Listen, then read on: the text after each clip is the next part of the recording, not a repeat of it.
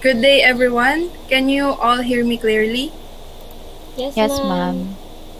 Okay, Yes. so if everything's settled now, we shall start our discussion.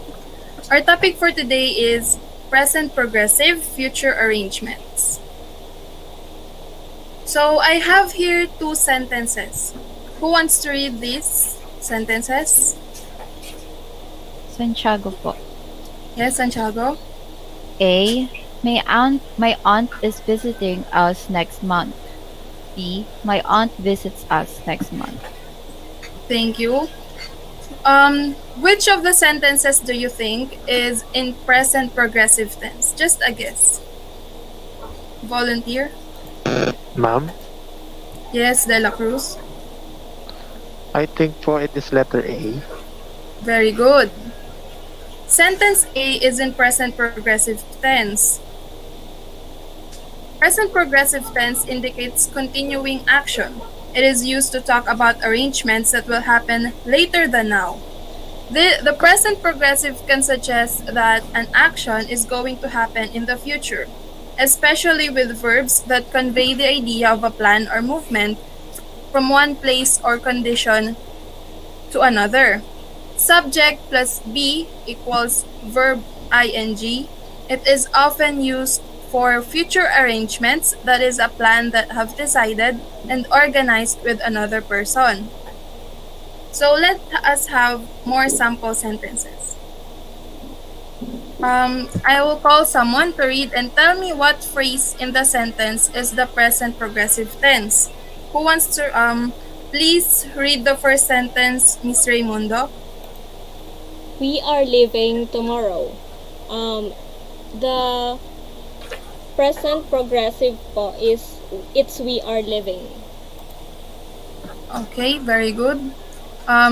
The second sentence, please read, Miss Santiago. He's going to Korea this December. The answer is he's going. Very good. How about the last one, Mr. De La Cruz?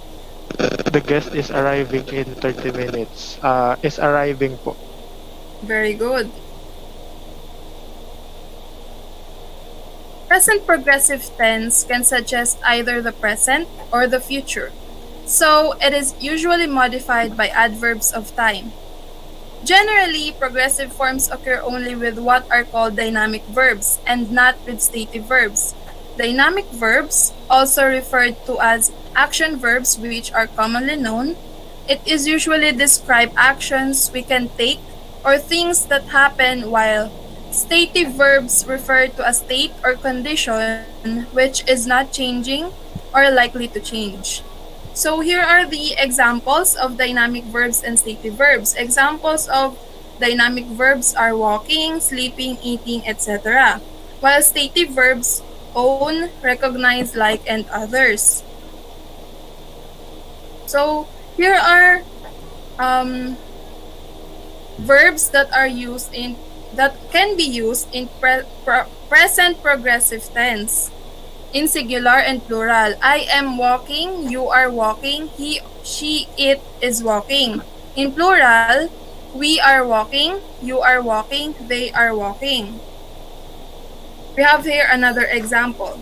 I am sleeping, you are sleeping, he, she, it is sleeping, we are sleeping, you are sleeping, they are sleeping. Okay.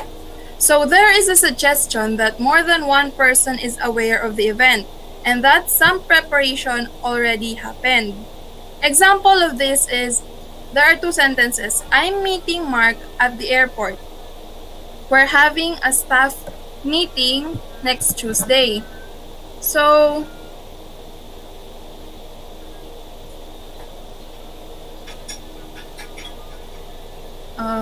I'm meeting Mark at the airport. This means that Mark and I have already discussed that we are meeting at the airport. The next sentence means, this also means that the staff were already told about this. So, now, let's have using present progressive to talk about the future. Can someone read the next slide? Santiago po. Yes, Santiago? We use present progressive to talk about arrangements or plans we have organized in the future. Example, my sister is watching K-drama with her friends tonight. Are you having a party for your birthday? Thank you. So let me explain. The first example states that her sister plans to watch K-drama with her friends tonight. While the next example also implies that he or she is asking if the person plans to have a party for his or her birthday. So that explains why present progressive talks about plans that are organized. So next slide, please read. Raimundo po. Okay. We usually use going to for a plan which hasn't been arranged. Examples, I'm meeting Felix after school. I'm going to watch Netflix after school. Thank you. The first sentence means that I have talked to Felix already and organized the time we will meet. While the second sentence implies that it is my plan, but I haven't organized it. Is it clear? Yes, ma'am. Yes Okay. po, ma'am. So, note that time expressions are often used but not always to indicate future arrangements. Always remember this. Okay. Now, for our activity, first activity, fill in the blanks with the correct phrase to make it present progressive. So, I'll give you a couple of minutes to finish this activity and I'll get back to you, okay? Okay, ma'am. Okay, ma'am.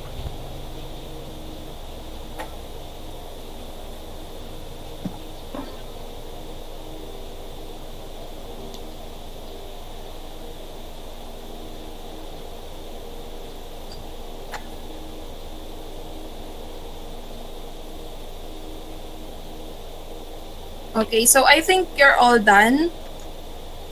Who wants to volunteer to share his or her answers? Tapos po. Yes, De La Cruz. Number 1 po, I'm going to the mall. Number 2, Lisa is leaving her hometown today. Number 3, she is seeing her sister tomorrow. Number 4, they are playing Mobile Legends later. And number 5, we are meeting Jews of next week. Okay. Very good. Now, for the last activity, I want you to answer these questions. Write we say in the beginning of the sentence if it is in present progressive tense, and we don't say if not. I'll also give you a couple of minutes to finish this activity.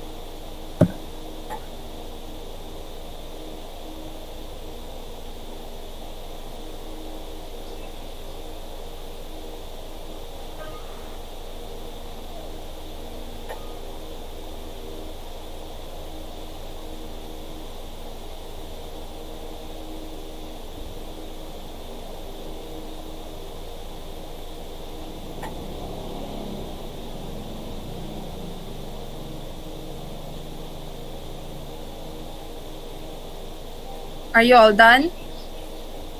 Yes, Yes, ma'am. ma'am. Okay, I'll call one each of you. So number 1, please share your answer, Miss Santiago. We say he is helping his father tomorrow. Very good. Now number 2, Miss Raimundo. We say I am leaving my old house next week. Very good. Number 3, Mr. De La Cruz. We don't say Joshua is his grandmother next month. Okay. Number 4, Miss Santiago. We say they are coming to my party this weekend. And last, Miss Raimundo. We don't say Mina plays soccer with her teammates later. Oh, very good. You all did a great job today. So, that's all for today. Goodbye, class. Thank you. Thank you, ma'am. Goodbye, ma'am. Thank you Thank po. you.